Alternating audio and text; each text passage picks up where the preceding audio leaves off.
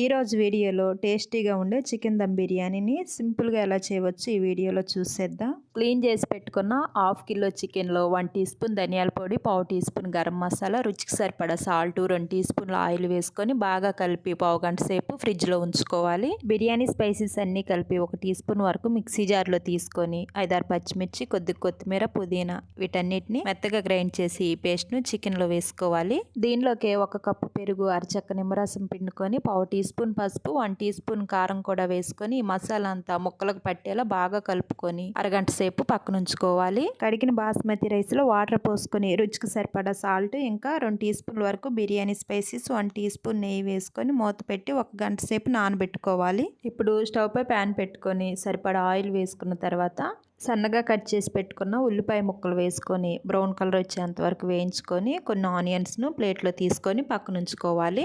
దీనిలో కలిపి పెట్టుకున్న చికెన్ వేసుకొని ఇలా నీళ్లు ఊరుతున్నప్పుడే 1 టీ స్పూన్ అల్లం వెల్లుల్లి పేస్ట్ వేసుకొని చికెన్ను 70% వరకు ఉడికించుకోవాలి.